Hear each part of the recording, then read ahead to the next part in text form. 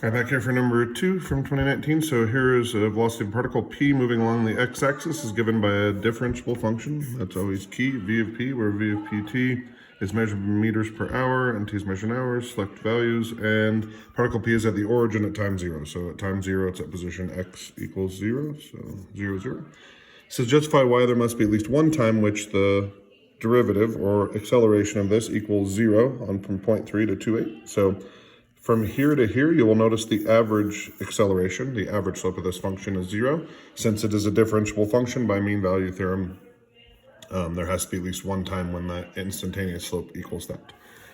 B says do this trapezoidal sum, so I'll do 0.3 times, so I'll do a left hand, which would be 0.3 times 0 plus 0.4 times 55 plus 1.1 times negative 29. And then I will do the right hand, which would be 0.3 times 55 plus 0.4 times negative 29 plus 1.1 times 55. And I will average those two values. I'm going to assume you can do that. If you do that, you get 40.75. Okay, so the second particle Q moves along the x-axis, and its velocity is given by that guy on 0 to 4. Find the time interval during which the velocity Q is at least 60 miles per hour. Okay, so what I did is I came over here and I put in that function, and I put in 60, and then I did window 0 to 4, zoom 0, so I can see this picture. So I'm interested in this section here, so I'm going to hit second, calculate, intersect.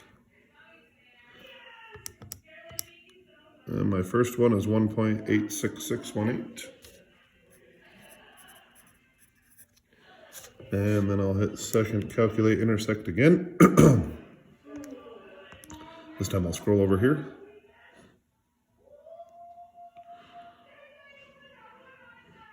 And I'll hit enter, enter, enter.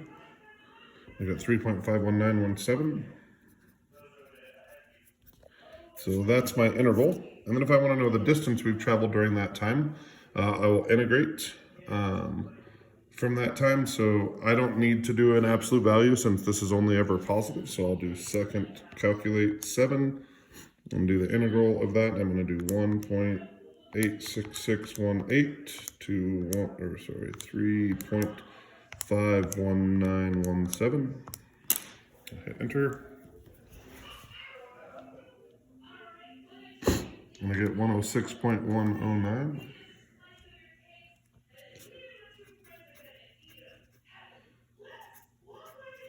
Meters. And the last one says time 0, the particle Q is at position negative x equals negative 90. Using the result from part B and the function v of q from part C, approximate the distance between particles P and Q at time t equals 2.8. Okay, so first thing I'm gonna do is I'm gonna figure out where particle Q is. So I know it starts at position 90 and I can figure out where it is at time 2.8. So I can do second, calculate 7 from 0 to 2.8.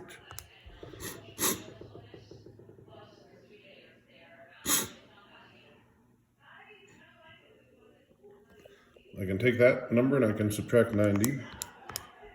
So particle Q is at position 45.938. And my answer from the part B was 40.57, so that was the position of particle P.